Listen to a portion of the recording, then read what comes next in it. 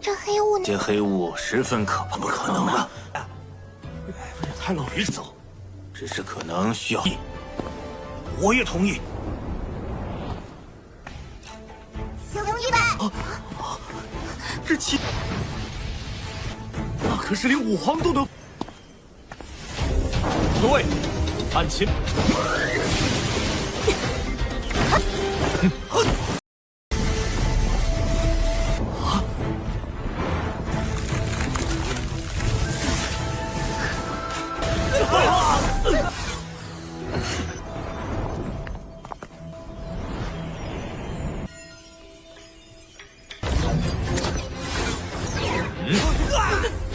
不错，灵光。诸位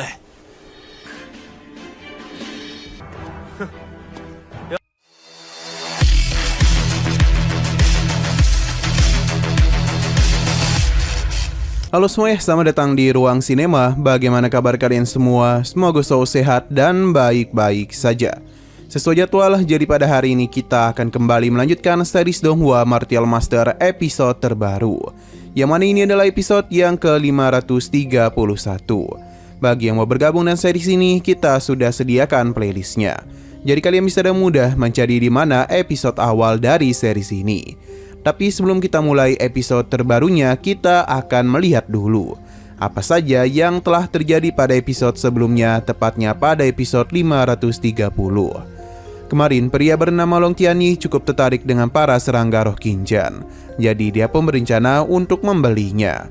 Perkataannya tentu saja membuat para serangga kesal. Alhasil mereka pun mulai meremehkan pria tersebut, karena seberapa hebat kemampuannya sampai bisa berkata seperti itu. Tidak mau dipermalukan seperti ini, Long Tianyi pun langsung saja memulai penyerangan. Akan tetapi semua serangannya dengan mudah para serangga hindari, dan kini malah dirinya yang justru ditekan balik oleh Xiao Yu dan Xiao Hou. Kedua rekan Long Tianyi tidak bisa berbuat apa-apa selain melihat Long Tianyi dimakan oleh para serangga. Perasaan kesal tentu dimiliki oleh mereka, namun ketika mengetahui kalau Qiansu berasal dari aula tim penegak hukum, membuat mereka ketakutan. Di sini dua orang tetua bernama Tetua Luo dan Tetua Ming berencana untuk bekerjasama dalam menghancurkan penghalang yang ada di depan sana. Nah, sekarang kita akan melanjutkan episode terbarunya. Di saat Xiao Yu berbicara dengan Qingzhen, terlihat kalau semua orang hanya senyum-senyum saja. Sepertinya Xiao Yu masihlah belum tahu apa yang dia perbuat. Akhirnya Qingzhen mulai sadar kalau Xiao Yu baru saja membuat kesalahan, yang mana awalnya dia itu yang berbicara dengan Qingzhen melalui transmisi suara. Akan tetapi dia malah mengirim transmisi suara itu kepada semua orang yang ada di sana. Jadi karena itulah mereka tahu apa yang sedang ia bicarakan dengan Qingzhen. Xiao Yu pun meminta maaf karena ia masihlah belajar menggunakan transmisi suara. Ia juga tidaklah tahu kalau semua orang bisa mendengarnya. Untung saja orang-orang di sini dan juga para tetua tidaklah mempermasalahkan hal tersebut. Jadi Qingzhen akan berdiskusi bersama mereka. Ia yakin orang-orang ini pasti sudah tahu kalau tempat itu tidak hanya terhalang oleh sebuah formasi, namun juga terdapat kabut hitam. Jadi cukup sulit untuk bisa menghancurkannya. Xiao Yu pun mendekati Qingzhen untuk memberitahunya kalau kabut hitam ini bisa meningkatkan kekuatan ia dengan Xiao Hou. Jadi para serangga bisa mengatasi kabut tersebut. Mendengar hal ini membuat orang-orang di sana terkejut. Sedangkan bagi Tetua Ming dan Tetua Luo menganggap kabut itu terlalu menakutkan. Mereka bahkan sudah beberapa kali mencoba untuk menghancurkannya, namun tetap tidaklah bisa. Sebenarnya arah yang mereka ciptakan mampu menarik sedikit demi sedikit asap kabut itu. Tapi jika menggunakan cara tersebut akan membutuhkan waktu berbulan-bulan untuk bisa menyerap habis asap kabut hitam. Itu sama saja dengan memakan waktu setengah tahun. Tentu saja mereka tidaklah bisa membuang waktu terlalu lama di tempat tersebut. Karena jika hal ini terjadi, maka sama saja dengan membuang harta lainnya. 老大，这黑雾呢？这黑雾十分可怕，不可能的。这也太老离走，只是可能需要。 Tetua Luo menanyakan apakah Qingzhen memiliki cara untuk bisa mengatasi semua ini. Qingzhen memberitahu kalau ia bisa memecahkan masalah itu dalam kurun waktu 3 hari saja. Dia bisa menjamin kabut hitam dan formasi di dalamnya bisa dia selesaikan. Perkataannya tentu saja membuat Tetua Ming terkejut, karena waktu itu sangatlah cepat. Ia pun penasaran apa yang diinginkan oleh Qin Chen. Qin Chen menginginkan bagian 50% dan dia jugalah yang harus memilih pertama kali. Persyaratan itu membuat orang-orang di sana mulai berpikir apakah ini sepadan atau tidak. Bagi Qin Chen, 50% harta yang akan mereka dapatkan jauh lebih berharga dibandingkan waktu setengah tahun. Cahaya ruang yang ada di dalam sana juga sangatlah layak untuk bisa mereka miliki. Perkataan Qin Chen sangatlah masuk akal. Tetua Ming mencoba menawar 40% untuk bagian Qin Chen. Untung saja Qin Chen tidaklah mempermasalahkan hal tersebut dan akan membuat kedua tetua setuju. Dan membuat kedua tetua setuju menerima tawarannya. Sedangkan orang-orang lainnya juga setuju. Dengan begini maka Qin Chen bisa memulai rencananya. Xiao dan Xiao Yu pun diminta untuk memimpin para serangga demi memakan kabut hitam itu. Dengan jumlah serangga sebanyak ini, kabut hitam di sana seakan-akan tidak ada artinya lagi. Melihat pemandangan itu tentu saja membuat orang-orang di sana terkejut, karena serangga yang Qin Chen miliki hampir 70 juta. Mereka masihlah penasaran apakah kabut ini bisa mereka lahap atau tidak. Karena sosok Martial Emperor saja pasti akan kesulitan ketika bersentuhan dengan kabut hitam. Tapi sepertinya semua itu tidaklah berpengaruh kepada para serangga. Penyerapan pun terus mereka lakukan. 我也同意。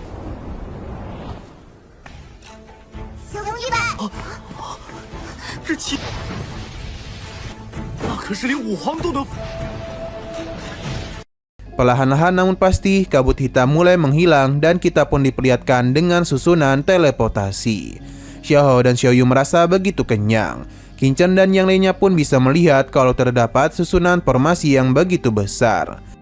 Setelah semua itu, Xiao dan Xiao Yu pun disimpan karena mereka harus beristirahat dulu. Tetua Ming dan Tetua Luo menjadi begitu terpukau dengan apa yang sedang mereka lihat saat ini. Begitu pula dengan orang-orang lainnya, karena tidaklah butuh waktu lama bagi mereka menghilangkan kabut hitam. Formasi yang ada di hadapan mereka merupakan formasi teratas tingkat 8.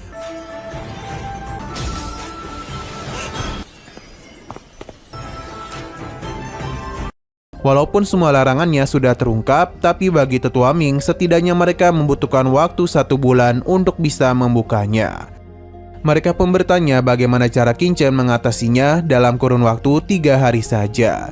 Qin Chen meminta mereka untuk mengikuti perkataannya. Tetua Ming merasa kalau Qin Chen juga adalah seorang master formasi.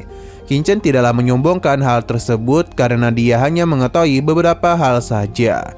Kini adalah giliran Qin Chen yang akan menunjukkan bagaimana kehebatan dia dalam menghancurkan formasi itu. Setelah mengeluarkan kekuatan, Qin Chen meminta orang-orang ini untuk mengatur posisi yang akan dia siapkan. Mereka paham dan saat jugalah Qin Chen memulai aksinya. Orang pertama yang bertindak adalah Qian Su dan dilanjutkan oleh orang-orang lainnya. Mereka melancarkan serangan ke titik yang telah Qin Chen arahkan. Dengan begini, semua orang di sana pun telah saling bekerjasama.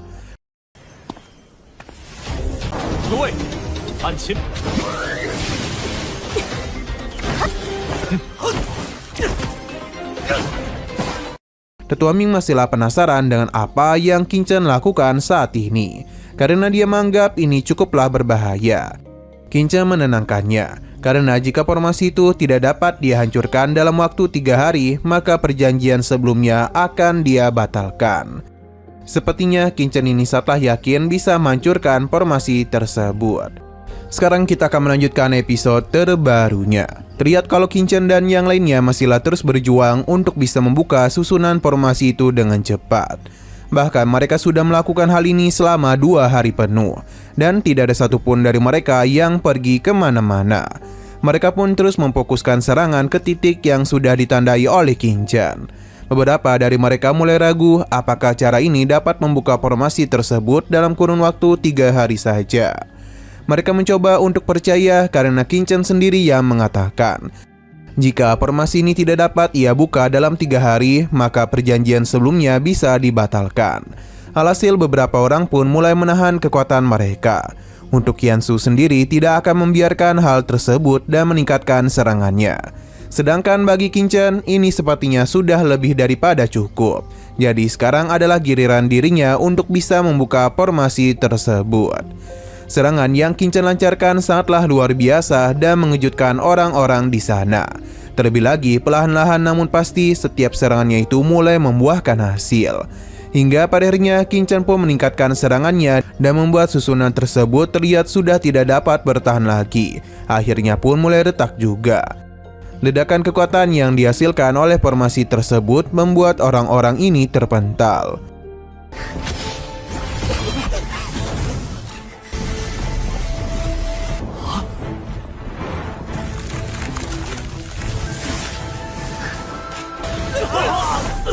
Sesuai dengan apa yang Qin Chen katakan, kalau dirinya akan membuka susunan tersebut dalam waktu yang cepat. Dan begini ia telah berhasil menyelesaikan janjinya. Orang-orang pun menjadi begitu terpukau dengan apa yang mereka lihat saat ini. Karena dengan terbukanya susunan formasi, maka mereka bisa masuk ke dalam tempat tersebut. Kekuatan spiritual yang luar biasa langsung bisa mereka rasakan. Tidak mau berlama-lama lagi, mereka semua pun langsung saja menuju ke tempat rahasia ini. Tidak mau ketinggalan, Qin Chen dan Qiansu juga memulai perjalanan. Terlihat kalau di ujung sana terdapat sebuah pohon yang dihiasi oleh cahaya emas. Setelah melewati beberapa batu melayang, mereka pun telah tiba di depan pohon tersebut. Orang-orang ini kembali terpukau dan apa yang mereka saksikan. Sepertinya pohon ini tidaklah sembarangan karena memiliki buah yang pastinya mengandung energi spiritual yang besar. Tapi meskipun begitu, ada beberapa dari mereka yang tidak tahu buah apakah itu. 3 orang yang sudah tidak bisa menahan diri pun langsung saja terbang untuk bisa mengambil buah ini. Namun sebelum mereka berhasil mendekati pohon, Qin Chen datang dan langsung mementalkan mereka. Tentu saja tindakan Qin Chen ini membuat mereka terkejut sekaligus penasaran apa yang telah dia lakukan.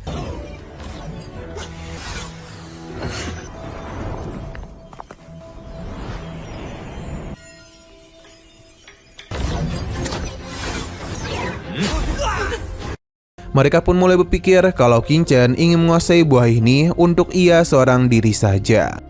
Tapi Qin Chen dan Qiansu segera mengingatkan kalau sebelumnya mereka telah saling sepakat untuk memberikan 40% bagian kepada Qin Chen. Dan dia jugalah yang harus memilih terlebih dahulu. Jadi bagaimana bisa mereka itu melupakan kesepakatan yang telah dibuat? Qin Chen menanyakan pendapat dari 2 tetua mengenai langkah yang harus mereka ambil, yang mana mereka ini masihlah setuju dengan kesepakatan sebelumnya. Sedangkan 3 keronco ini masihlah menolak.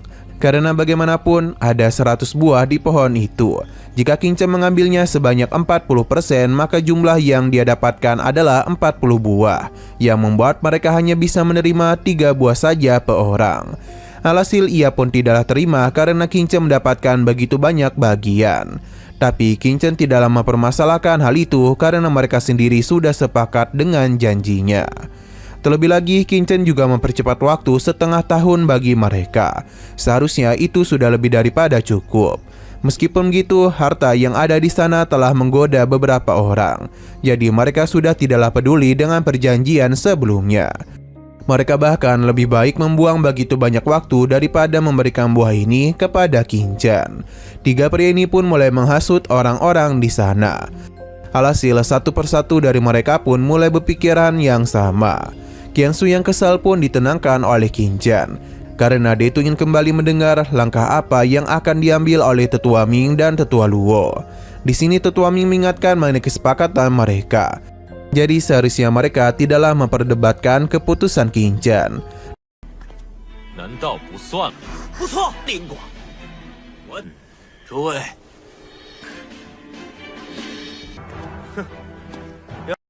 Namun meskipun begitu, ketiga keronco ini tidaklah kunjung sadar, karena bagi mereka Qin Chen hanya perlu diberikan 10 buah saja.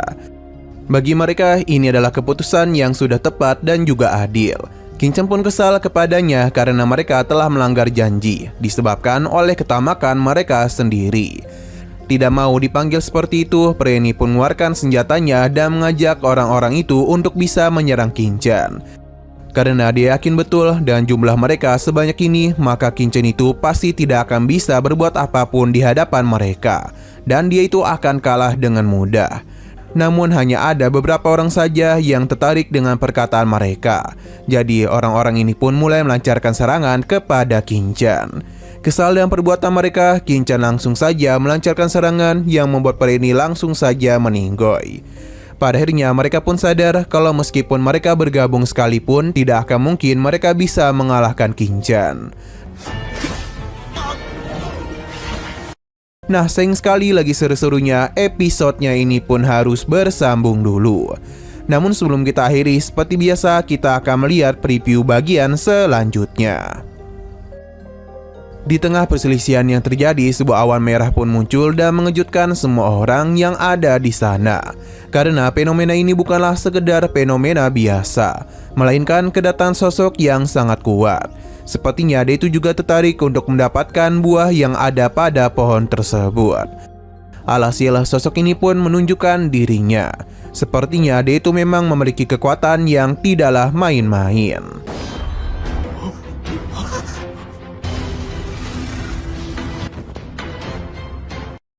Oke, sekian dulu pada video kali ini. Untuk video selanjutnya akan segera hadir. Jadi bagi kalian yang ingin mengikuti series ini, langsung saja klik subscribe dan aktifkan loncengnya. Terima kasih yang sudah menonton video sampai habis. Jika kalian suka pada video ini, klik like dan share ke teman-teman kalian tentang channel ini. Dan ditunggu aja kelanjutannya. Oke, sampai jumpa di video selanjutnya.